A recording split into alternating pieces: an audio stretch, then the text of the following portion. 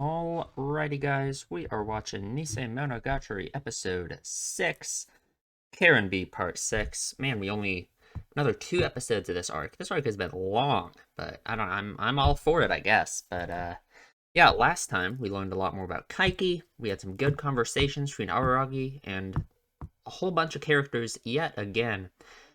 Crazy how much more I've said it like 50 times, but it is crazy how much more alive Nisemonogatari feels than Kizu, or even like Bake. Honestly, even more than most of Bake. There's so many characters. It's so great. And yeah, I guess let's just get back into this. We are watching Karen B Part 6. You can line up your own copy with this if you want to. We are starting in 3, 2, 1.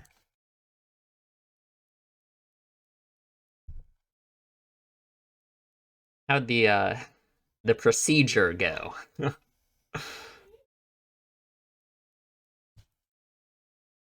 Okay. But you were able to remove some of it. Those were weird shots. Stay with Karen. Okay, nice. Was it worth it? I suppose. Oh, Hachikuji. Okay, now, remember. That. Oh, okay. Alright, yeah. See? Because he promised, remember? Yeah, so there we go.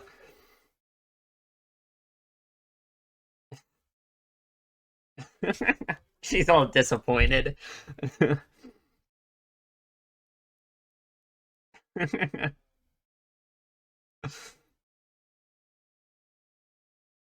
She just walks away. Oh, God. Don't say that. Hachikuji, don't say that. Please.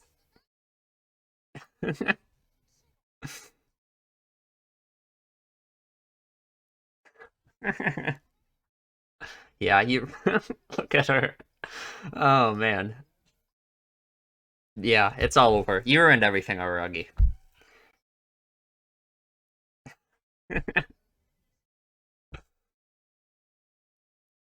It's all over.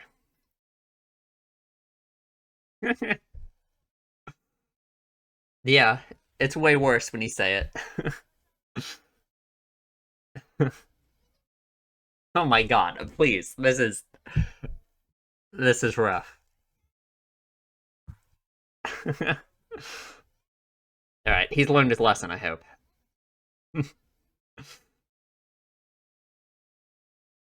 Man, was that really only yesterday? That's crazy.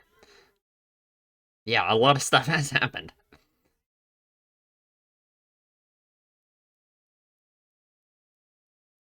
Oh yeah, he absorbed the poison, I guess, yeah.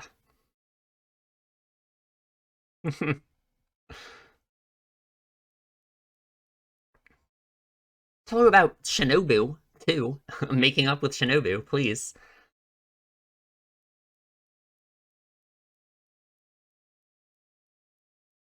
Oh, beautiful.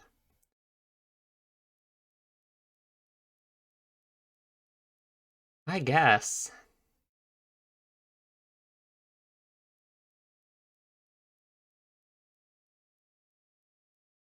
Hmm.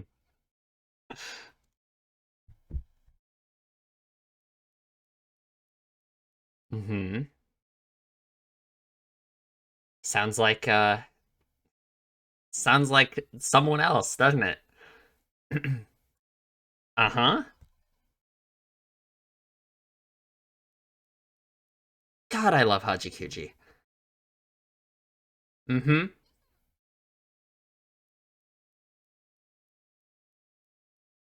Probably. Hey, Skihi's yeah, from those that text we got. She saved her sister in a way, right?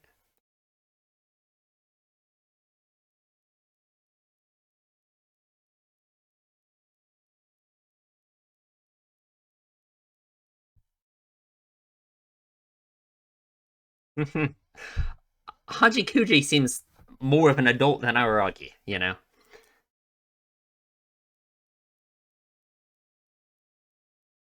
Mm-hmm.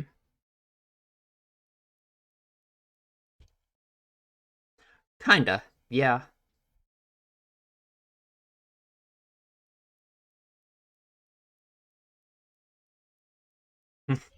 Looking at his own shadow there.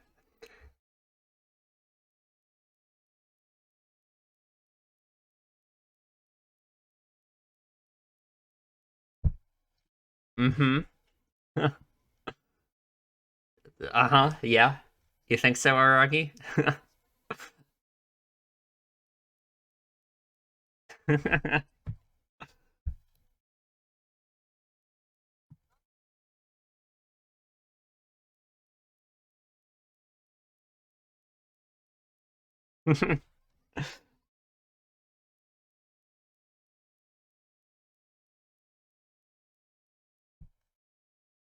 Hmm.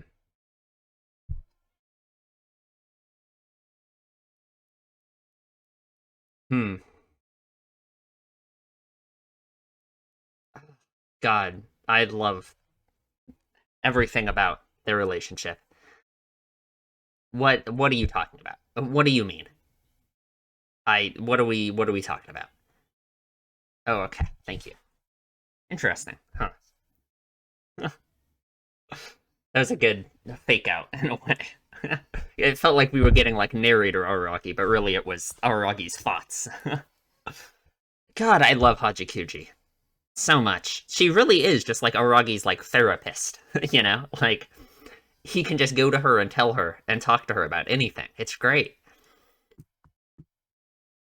Maybe I'm being a little bit too harsh on Aragi, making fun of him for the whole adult thing, you know? Because, he's 18, right? Like, who is really an adult at 18, right? Even if, especially in the United States, we would view someone who's 18 as technically an adult, you know? Just like Hajikuji was saying. It's hard to get there just by aging, right? Just because Aragi is 18, I wouldn't classify him as an adult, you know? It is, uh, him talking about his sisters and acting like they're childish when he has the same behavior, that's where it's kind of that's what I want to make fun of him for. Not for, not for him not feeling like a grown up yet, because I mean, who does at 18? He's still in high school. I mean,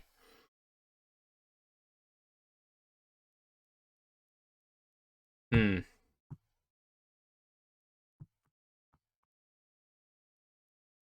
Yeah, I mean, it's just him talking about his own actions in a way.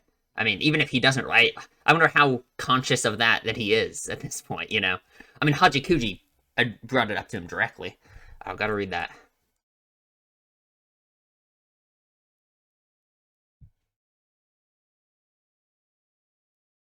He went home? What's going on? Okay, what's happening? Did Araragi do something wrong? Uh-huh. Like, uh-huh, uh-huh. Yeah. Yeah, probably.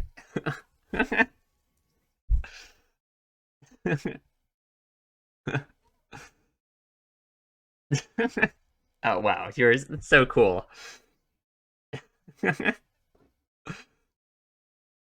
Oh god. Yeah, she might have let Aragi go, but perhaps the problem isn't really solved yet. So,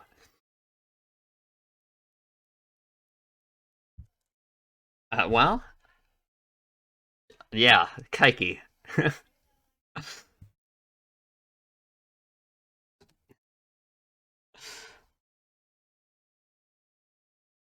What?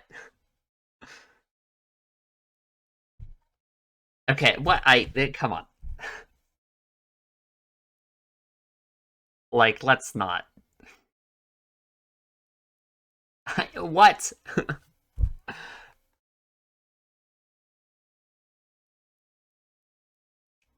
Yeah, I don't really think that's it. I guess Aragi's dumb, so.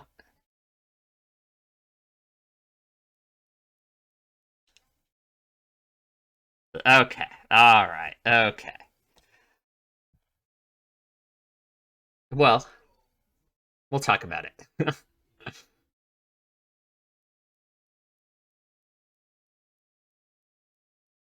Hmm. God, what? That was some animation there. Ghostbuster Kaiki Deshu.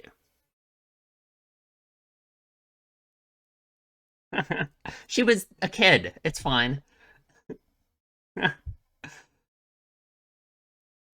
Ooh. Hmm. Interesting. He calls himself a Ghostbuster. He acts so transparently evil. Hmm.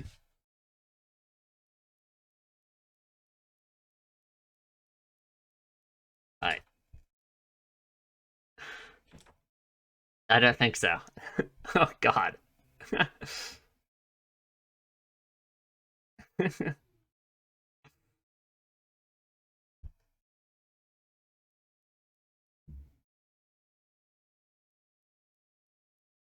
Yeah, and even more so, he just wants to help you with it.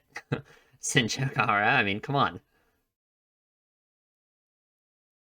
Hey, what? Is that a gun?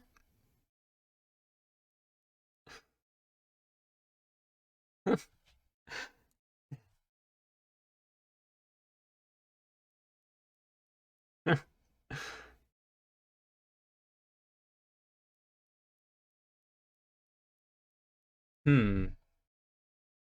Yeah, he can't help himself. Yeah, there's no chance. He has to.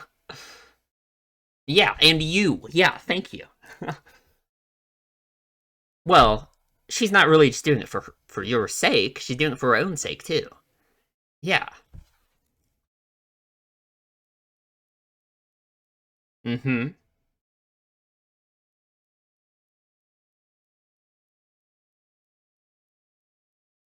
Interesting. I wonder why he is the one that she blames so much.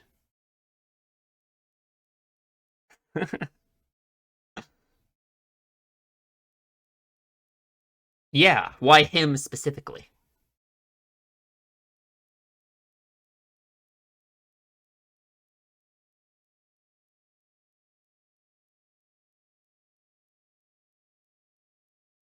Whoa.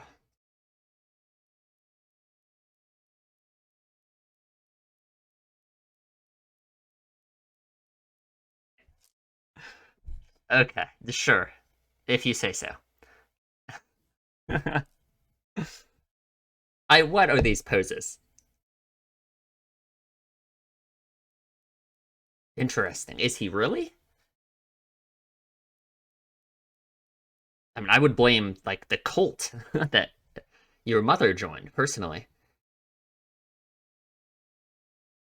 Hmm. Man, that's heavy. All right.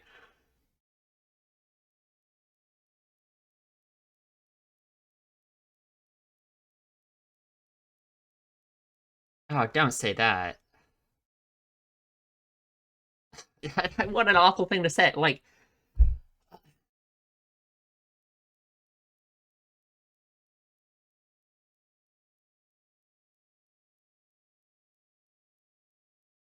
no. If that's really what happened, yeah, it's not out of character for what we've seen.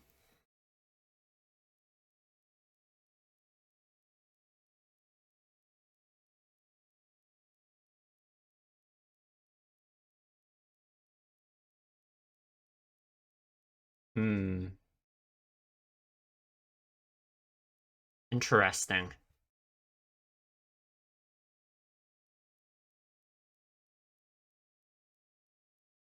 It's very similar to the reason why Araragi helps people.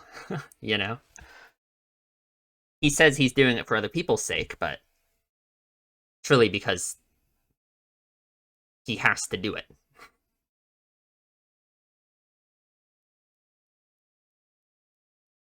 Hmm. Ah, it's like she's trying to make up for. Yeah.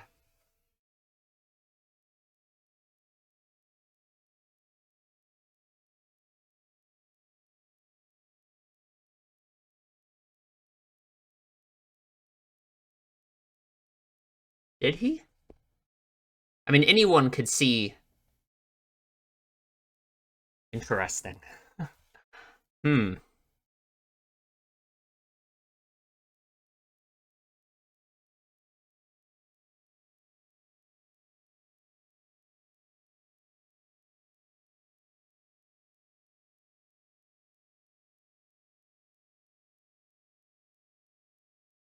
Yeah.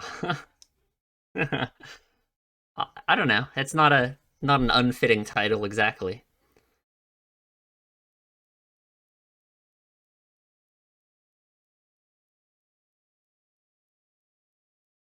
Ooh. Ooh, man. Yeah. Uh-huh. Man, we are really all right. We are addressing it directly, huh? I that's yeah. I don't. What's the difference?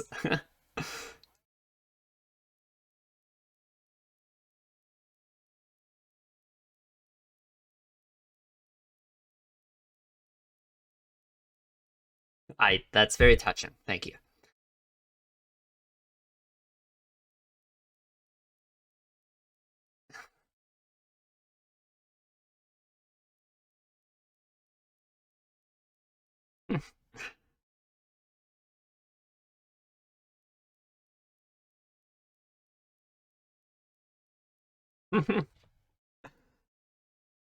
Not this again.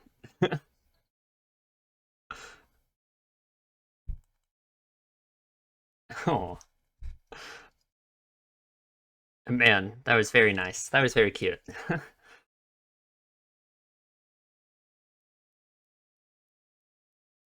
What is this pose?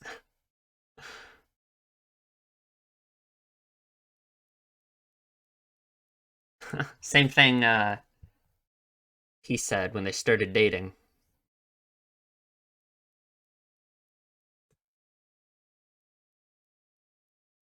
Mm-hmm. Resolve things within yourself. Okay, why? Yeah, it sure is.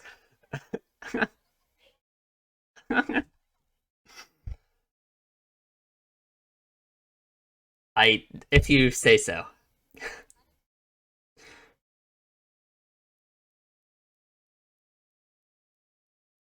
Did it now. Hmm. She sure does want to move forward.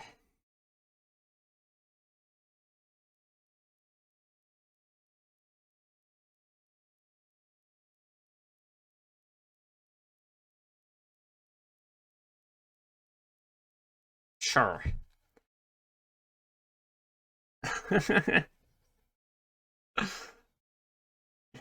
No, it's a death flag.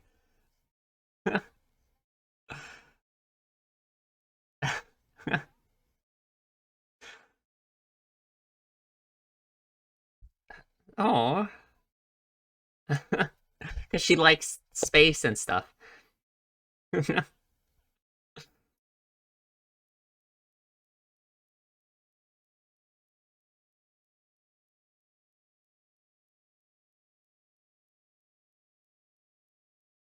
Sounds good to me. Oh, so we're going like right now. All right. I mean, not like right now, but like, today. I, uh-huh.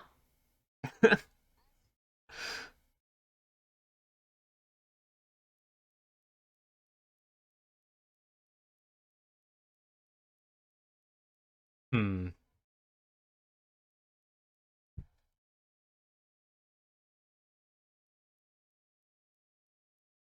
Okay.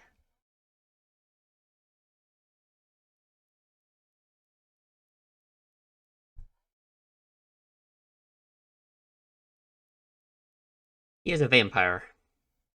Mm-hmm.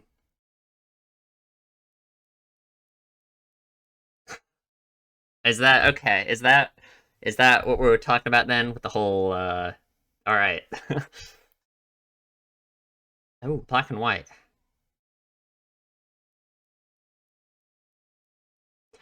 Oh no. Oh, because she's gotten healed, she's off to go fight Kaiki. Oh no.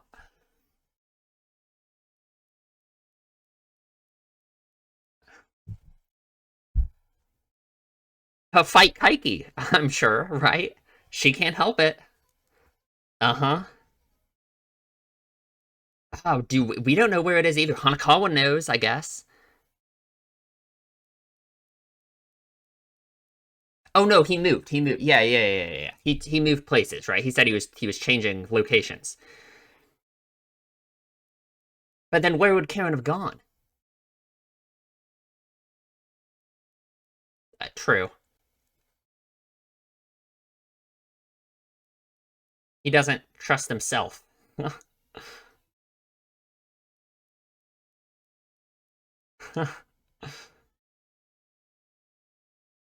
Hmm.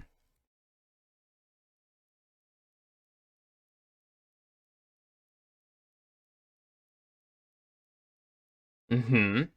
She doesn't know where Kaiki is, right? So where would she go? I mean, there's no way Hanakawa would still be helping her now.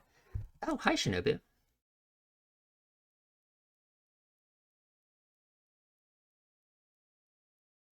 Hmm. Can Shinobu be of some help? I assume so.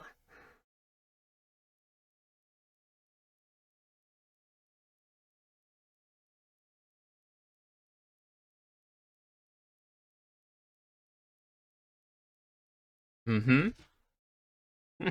It was just like a month or two ago.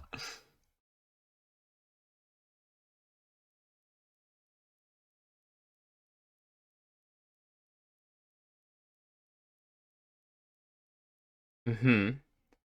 Sure.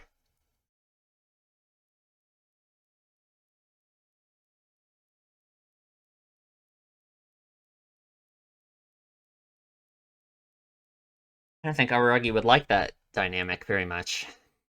Yeah. Oh, okay. Oh, okay. That's much better. Yeah, you should have just come out and said that the first time.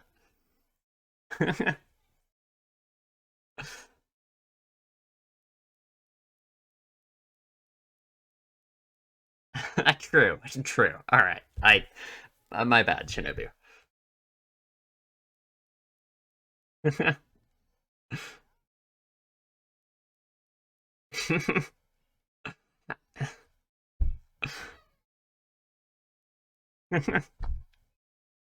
Yeah, yeah, yeah, yeah. I gotta go through the motions.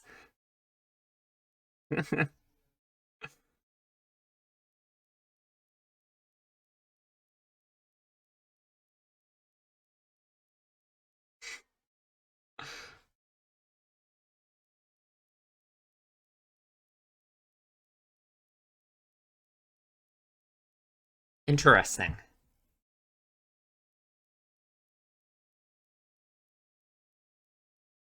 That way. Okay, sure. It's kind of a vague direction, but sure. Man, that's the end? Ah, dude, every single time.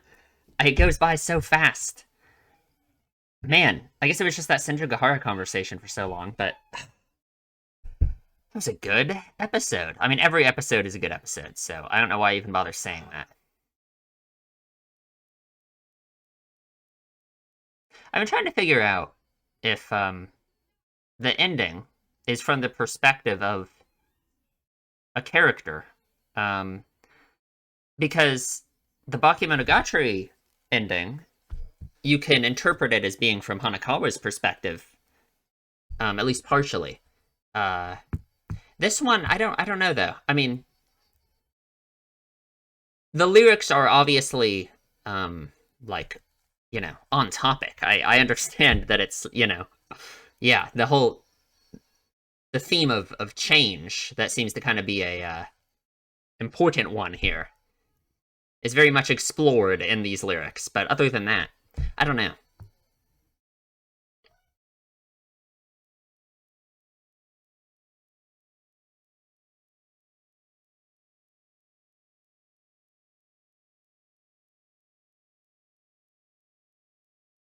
Man, we really have one more episode of the arc left after this.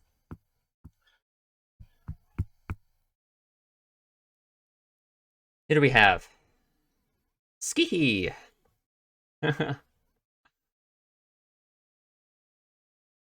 Sure. Well, I mean, yeah, it's trivial, but like, uh huh. Uh-huh. I would agree with that. Okay, let's go. Let's go for it.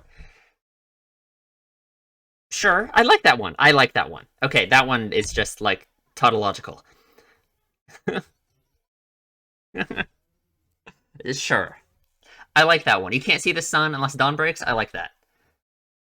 Hmm. Very true. Very true. All right. I will see you in the discussion. Alrighty, let's talk about the episode. So, man, that was good. We had a Haji Kuji conversation, which is always, man, it is the best. Who doesn't love it? But first, so very first off, the procedure was partially successful, and he absorbed some of the poison, I guess. So cool, good job, awesome. I'm glad we didn't see it. Thank you. Um, yeah, I guess that's all I'll say about that. Um, Hajikuji conversation, awesome. Thank God. So, God, what kind of analysis can I even give to this ridiculous exchange at the start? I really don't know. I mean, like, it really just seems like a joke to me. And obviously, just like all the other fan service type joke stuff like this, there's been meaning to all of it. In this, I don't know. I mean, like, because the way I've been viewing it is like Aragi's ridiculous reactions to Haji Kuji is a representation of how like close he feels to her, how comfortable he feels with her. Um, and like, I guess him not doing that, viewing it in that lens, you can understand why Hajikuchi would react like this. At the same time, it's just stupid. It's just dumb. I like, like look at her here. Like, man, yeah, very funny bit. I gotta turn on my fan. It is hot. Oh. Um, but like, I don't know. It's if there is some kind of like deep meaning I could get from it, from this whole him not doing it and her going on this long diatribe about it, there's probably something. I'm just not. I don't know. I'm not up for it. I couldn't tell you. Other than what I've just said. I don't know. I guess you can just view it as in some way reinforcing. But yeah, I don't know. Very funny. Anyway, Haji Kuji is, man, she is coming in clutch and just the best friend ever for Araki. Like, she really is like Aragi's best friend in a way, right? Like, everyone else in Aragi's life, all of his other friends, he kind of has like a weird dynamic with them, or like weird hang-ups with them in some way, like Kanbaru would be the other obvious answer. But, he does have some weird kind of, there's some emotional baggage, some kind of hang-ups up with her because of the Senjugahara situation. Hanakawa, there's obviously a lot. I mean, Hanakawa's great, but there's obviously a lot of things that are emotional barriers in their relationship. Hanakawa is I mean, Senjugahara is his girlfriend, so that's kind of different. That's not the same as just having like a friend, right? Um, they're obviously very close to each other. It's just like different. Um, and then yeah, Hajikuji. It's just Hajikuji's like the character who she is literally like just the perfect person for Araki to have. Like he can talk to her about anything. In his weird mind, I'm sure, like he could talk to her about anything. He doesn't have to worry about her even telling anyone else, even if he ever would think that, because basically no one else can even see her. So she is just like the perfect person to just have like these heart to hearts to. She's just so like mature. I mean, really, like, and I guess that kind of goes along with the fact that every other character has this emotional baggage. Alongside that, every other character has some kind of like aberration issue still involved with them, right? Hajikuji doesn't. Hajikuji's like problem. I mean, Hajikuji kind of is the aberration herself, right? She, in the same way that she doesn't have like an aberration afflicting her, she is also like kind of the most mentally sound and most like wise character in the same way. And if we think about like what aberrations represent, if there's one like afflicting you, like, yeah, I mean, that makes complete sense. So yeah, I mean, she's just great. She is fantastic. I mean, God. Um, so like, I was thinking about this because I just watched Madoka Magica, and there's something very similar in that episode, in episode 6, to what is being discussed here, where it's like, Araragi. Araragi recognizes that his sisters, have a very similar feeling of wanting to serve justice that he does, like, despite him, being embarrassed when Senjugahara calls him a soldier of justice or whatever. That's really what he is, right? At least that's how he wants to view himself. That's what he tries to be. And his sisters are really trying to do the same thing. Um, and I guess just the very fact that he is in a situation where he understands that he doesn't want his sisters to be involved in this, even though what they want is right in his mind and in their mind. It makes me feel like it should serve, in his mind, to be like something that could at least let him second guess his actions in some way, in terms of like when he decides, oh, I have to kill myself to save someone else, or, oh, I have to drop everything. If I don't help this person right now, I literally have to, just the very fact that he's having this conflict with Karen, where he can recognize that she is right and wants to serve justice, but they aren't doing it right, and that he doesn't want them involved because he doesn't want them to get hurt. I hope, just like Hajikuji says, that's something he's always being told.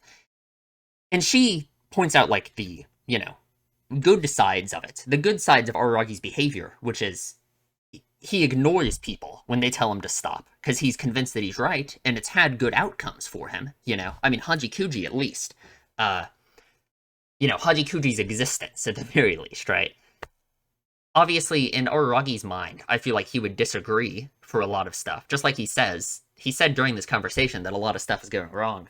And I really think that's just how he views everything. He's very pessimistic, but even beyond his pessimism, there is a very easy way you can view basically everything that's happened since Kizu, in Kizu and Bake, as, having a negative ending to it. And Araragi certainly, I think, views it that way, right? Every arc in Bake ended, had a bad ending, right? Other than, really, the Hajikuji arc. I mean, the Senjugahara arc, unless you're viewing it in Araragi's crazy way, it would be hard to see. But I think if you implant yourself in Araragi's broken mind, you can understand how he can always have a negative view of everything, right? So, like, Hajikuji can point out the advantages of his behavior and of his sister's behavior, through that, right? But I guess it's also, in my mind, just important for him to understand that if he's having this discussion with Karen where he doesn't want her to do something despite it being right, surely that could, in some way, get through to him to make him realize that he doesn't always literally have to do what he thinks is right, no matter what the outcome or what the side effects of it would be, right? Not that I think this conversation in any way has, like, solved that for him. I'm just hoping this arc, perhaps the conclusion of the arc, could lead him to some kind of conclusion like that, in his mind. Because, like, it's not like what Hajikuji's saying is bad. I don't disagree with her that his sister's actions and Aragi's actions are admirable in, like, what they want to do and the fact that they always want to be on the side of justice and all of that, right? It's just the side effects of Aragi's actions for himself, the self-destructive behavior, is the issue that I'm hoping, through the conduit of seeing Karen's actions and how she is potentially hurting herself, literally has hurt herself with the Wreathed Fire Bee, how it's also can hurt him, right? Man, I just realized this shot is weird. Why the... Wait, how does this...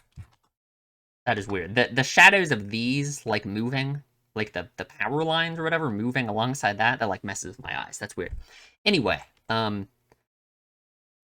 man, it really is, like... I don't know. Aragi's just talking about himself. Even if he doesn't realize it, he's just talking about himself in this conversation.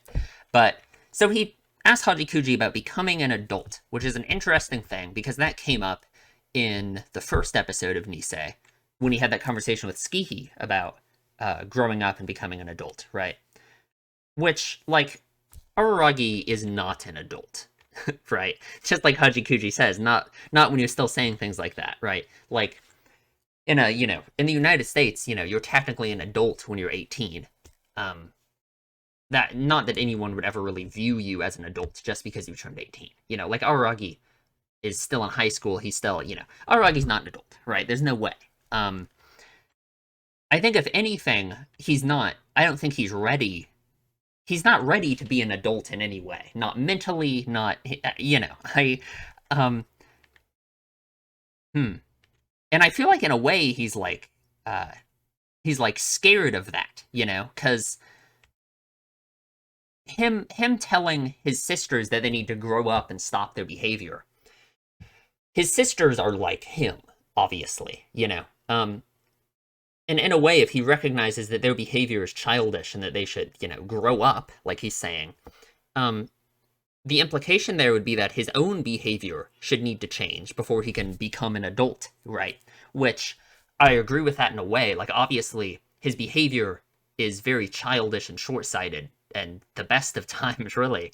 Um, so I don't really disagree with that, but I just think he doesn't want to change, right? I think that's kind of been obvious, right? Araragi is very scared of change. He's very scared of himself changing, right? That's what the entire thing about the, losing his humanity when he forms relationships with other people thing is about, right? He's terrified of himself changing. So he's terrified of becoming an adult and what that would mean for him. If becoming an adult means he has to change fundamentally who he is, which is, being a man of justice. Um, the fact that he looks at his shadow here, he is looking at his shadow here, right? Like his head moves at the end of the shot, right? Like, I just think, I feel like he is in some way aware that he's also talking about himself. He has to be thinking about this in some way. Um, hmm. But yeah, I mean, let me read what Hajikuji says again. Let me just make sure I'm not. I was kind of mean to Aragi in this moment, but I don't really think that applies to Aragi exactly. I guess in a way he's like kind of hypocritical acting. If he acts in any way like he's an adult and that he's more grown up than his sisters are, then yeah, I guess it's kind of hypocritical. I guess that's kind of what he's doing, but only a little bit. I don't want to be too mean to him. Hmm. But yeah, I guess to summarize what I mean with this whole adult thing, it's really just if Aragi recognizes that his sister's behavior is childish and that they should change, that they should grow up, right? That also applies to him just the same because his sisters are just like him. And he doesn't want to grow up. He doesn't want to change who he is, right? So, yeah. I guess it's just a contradiction that in some way he's going to have to, he's going to have to either apply a different standard to himself than he is currently or a different standard to his sisters than he is currently. I guess that like the good ending would be to realize that, um he doesn't need to be afraid of becoming an adult, and he doesn't need to change fundamentally who he is in order to be an adult. Um, he's afraid of the idea of becoming an adult because with it comes this societal idea of what an adult is, the way you're expected to act, and that kind of thing. And you don't necessarily have to cave to those societal pressures. Um, I'm not saying all those societal pressures are bad. I'm just saying those societal pressures are the thing that's causing this feeling in Araragi of being, like, afraid of growing up and changing, right?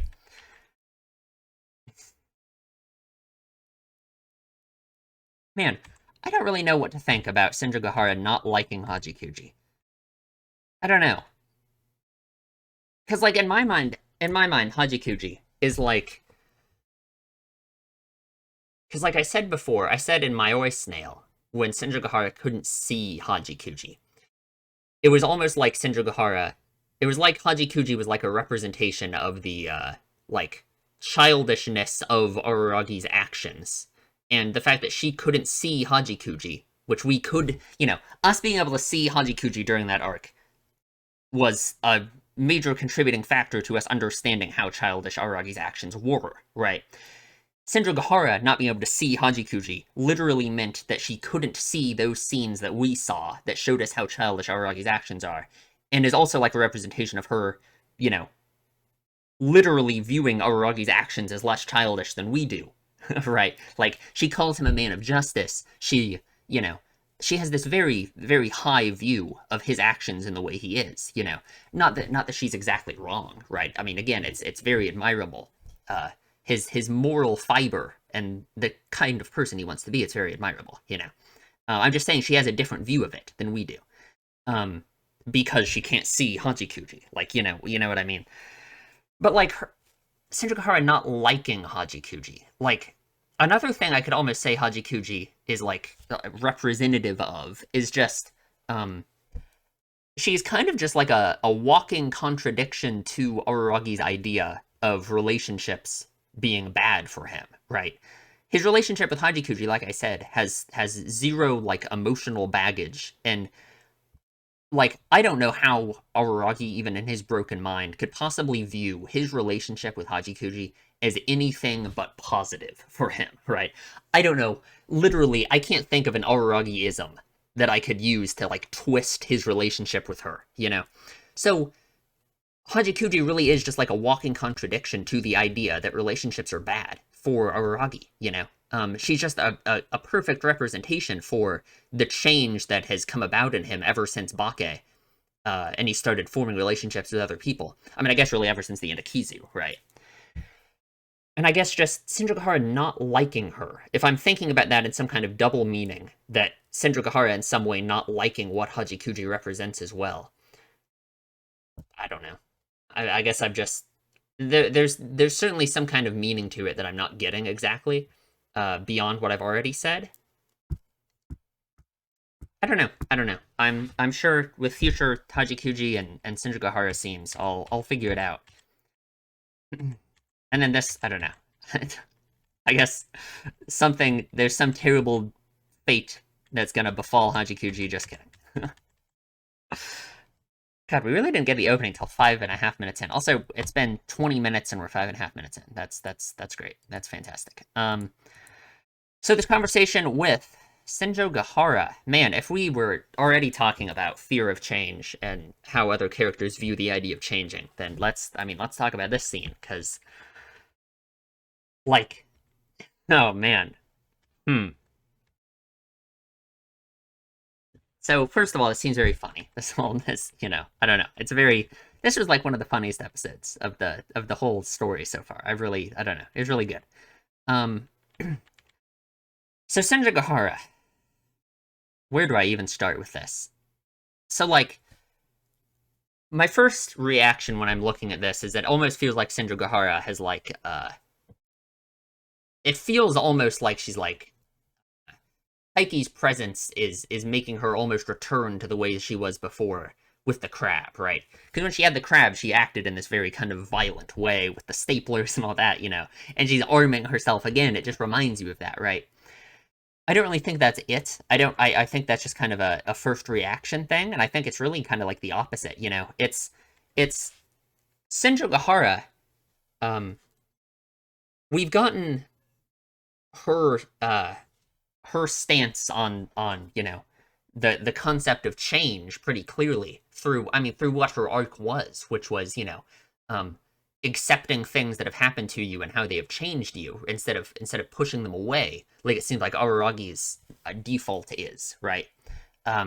She is very, I guess, how would I even say it, just she wants to change, right? She doesn't want to be shackled by her past and by the things that have happened to her, which, like, she is viewing Kaiki as like a representation of that. She's blaming everything on Kaiki, right? Like, she literally says here in this scene, God, it's such a long scene, I don't think I'm gonna be able to find it, but she says in this scene, if I stopped hating Kaiki, I would stop being myself, which, for one, is very meaningful because, like Aragi says during this scene, when she was being affected by the crab, she was unable to hate Kaiki, right? She was, she gave up her emotions and everything involving that whole situation, right? So she wasn't able to hate Kaiki. Now she can, So it's like, ever since the crab situation has been fixed and she's, been herself again, she's accepted the change and accepted everything that's happened to her that's made her the person she is now. This hatred of Kaiki that she's kind of honed in on. It's like he is him acting so transparently evil and so you know, being a con man, being a fraud and all of that. He really is. He is the perfect target to be someone that you can just say, like, okay, that is the person who I can blame everything on. And, you know, he's the perfect person to be a representation of everything evil that has happened to her. Whether it's true or not. Like, what I said during the episode was I would blame the cult that her mother joined for her parents getting divorced. I wouldn't blame Kaiki for it. Like, I don't know what Kaiki did, unless Kaiki in some way worked with the cult or something. I don't know. I mean, but yeah, she's blaming Kaiki. Kaiki is the thing that she can blame for her past and everything that happened. And like, it's like if she defeats Kaiki, which I mean, who knows what that means? I hope she's not going to try and kill him. I think that'd be a little bit too far. But if she defeats Kaiki, just like she said, it really is. It's her resolving everything within herself. You know, it's a representation of her, you know, moving on, not really being done with the past, but things from the past not being around to bother you anymore, I suppose, not affecting you negatively. Now, I do think, like, the way she is viewing Kaiki and saying all of this stuff, I don't have a full picture of everything Kaiki's done, or why she blames him explicitly like this. It feels like, through some of the stuff she says, that she understands even that blaming everything on him isn't exactly fair.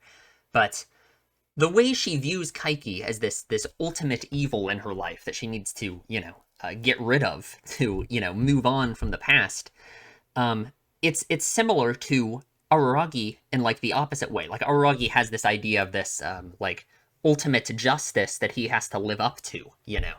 I don't know. I guess it's interesting. I don't really have much more to say about the way she views Kaiki than that, I guess. It just reminds me of Araragi and his, like, black and white way of viewing justice. I guess, you know, it's impossible. The same way that I obviously doubt Araragi's idea of this black and white justice, it's really hard for me to accept that in some way Kaiki is at fault for everything bad that has ever happened to Senjogahara. You know, like, I just think obviously it isn't true. It just can't be true. You know, I mean, God, I don't know. I just don't.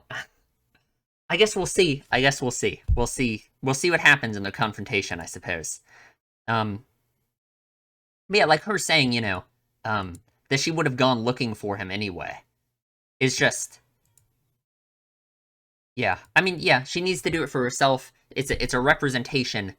Her defeating Kaiki is just a representation of her moving on and being done with, you know, the chapter in her life that Kaiki was involved in. Right. Let me read this scene again. He ruined her family. I guess I just don't understand why. Like her saying that she would no longer be herself. Again, it's just, I just think, like, putting myself in her shoes ever since the crab has disappeared. You know, it's like she wants something to blame for it. She wants someone and something to blame for it. And this hatred of Kaiki must have just festered up in her ever since the crab has disappeared, because it couldn't before. And it really is. It's like she's trying to remake for lost time in a way. The same way Aragi feels like he has to, you know, make up for lost time with, like, his relationships with other people that he mentioned during that conversation with Hanakawa in the last episode. And I was just, like, her saying this is just, like, so sad. I don't, like, you can't be thinking that. Like, come on. I guess kind of in a way that's the alternative, right? Is if she doesn't have Kaiki to blame for this, if she doesn't have someone to blame for it, what is she gonna do? You know, she wants there to be some kind of explanation, some kind of something to blame for all of the terrible things that happened, at the very least, other than herself, right? I mean, if she goes to blaming herself for her mother leaving, if she doesn't have Kaiki to blame for everything that happened to her otherwise, I mean, what is she gonna do? You know? So yeah, I mean, it makes sense, and I guess it's just, interesting because Kaiki is like painting himself like that on purpose, right? Like in the last episode at least, he's just seems so transparently evil. I don't believe for a second. Well, no, it's not even that I don't believe it. It's that we know for sure that he isn't as transparently evil as he seems. Again, just because of the scene of him going to Komburu's house. We know that for some reason he was there and wanted to go there. And he can't just boil down all of his motivations for everything just for money when it's obvious he has some other form of motivation. I mean, like, I don't know what, but something. I don't know. I don't know. Kaiki is very interesting to me. Really, like, I don't know. We gotta see. We gotta see what's gonna be up with Kaiki, I guess. But I guess, just to finish off this Senjugahara thing, it's like, really it's so different from Araragi's point of view on the concept of change. It's like Araragi doesn't want to be changed at all, and Senjugahara is here doing everything she can to move on and be changed, right? It's like Araragi wants to convince himself that he hasn't changed. She wants to convince herself that she has changed. I don't know. I like it. It's a very interesting dynamic. In a way, Senjugahara really is kind of the person that Araragi needs, right? In the same way, I feel like Araragi is kind of the person Senjugahara needs for other reasons. Yeah, I don't know. Really, really good scene. It's such a long scene, and I feel like there's so much going on with Senjugahara that it's hard. It's really hard for me to like I get everything out of it, I guess. I feel like there really is a lot I could say that I haven't, but I don't know. We'll figure it out. I do want to talk about this weird Hanakawa shit for just a second, because it's so weird. I guess, I mean, to me, I guess, like, Senjugahara, I think, is very afraid of losing people in her life after, her mother, right? She lost her mother. And she really doesn't want to lose Araragi, right? That's kind of obviously representative of the fact that, she's so afraid of losing him, she locked him up in a cage, pretty much, and wasn't going to let him walk around or do anything, because she doesn't want to lose him. Especially not when the person that she blames everything on is in town, right here. So I guess her acting like this about Hanakawa makes sense if you think about it like every other character. I guess not every other character, but a lot of characters have brought up the fact that it's weird that Araragi isn't dating Hanakawa, that they should be dating, pretty much, right? And I guess Senjugahara isn't dumb, so I assume she sees that too, just as well, that she kind of lucked out that Araragi is dating her instead of Hanakawa in her mind. So I can understand why she would view Hanakawa as like a threat, pretty much, to her relationship with Araragi, right? Because she's so afraid of losing Araragi, and that's, if Araragi decides to date Hanakawa instead of her, then, I mean, obviously not that he would ever do that. I'm just saying in her mind, right? She doesn't want to lose him, and that's why she treats Hanakawa like this, because she really feels like it's like a blessing that she is lucky enough to be dating Araragi instead of Hanakawa. Okay, I guess that's it. I really feel like there's more I could say about this. I'm not really happy fully with my interpretation of Senjugahara, but I don't know. We'll see. She feels like one of the most complicated characters. Whatever. Who knows? We'll see. But yeah, she wants to resolve things within herself. And she says, you might not be getting any sleep tonight. So I'm just wondering, throwback to Bakemonogatari episode 12 and the discussion they had there about, her trauma. Is this what we mean by resolving things within herself? Maybe, I guess, right? I mean, probably that seems to be pretty explicitly what we're going for here. So, sure, I guess. In some way, if Kaiki is also representative of that for her, that's interesting. But I guess really, I mean, it's not really that she blames Kaiki for that stuff too. It's just that Kaiki is this thing that she blames for that and everything that went wrong in that entire chapter of her life, right? So Karen's gone, because of course she is, right? She got healed even partially, so of course she gets up and immediately goes to beat up Kaiki. Not that we know where she is, because, like, we don't. At first I was like, oh, she knows where Kaiki is, but no, Kaiki said he was going to move his location, so we don't even know where Kaiki is, so I don't know. Shinobu's here to save the day. I liked this at first. She was like, you know, I can only, I can't disrespect or I can't disobey a direct order. And he's like, oh, I don't like that. Because obviously Aragi wouldn't like that kind of relationship. That's like his worst nightmare kind of relationship. So, yeah, I don't know. I just think that's very funny. And I guess we're off to find Karen. So, man, that was a good episode. There's a good penultimate episode of the arc. And I guess we'll see what happens. We will see if this confrontation with Kaiki goes well. I wonder. I don't know. There's a whole lot of stuff going on. I wonder if Karen will in some way get to take part in it. Because, I mean, she also wants to defeat Kaiki. I don't know. Everyone wants a piece of the Kaiki pie, I guess. But we'll see what happens. Anyway, that is it. Leave a comment. Tell me what you think.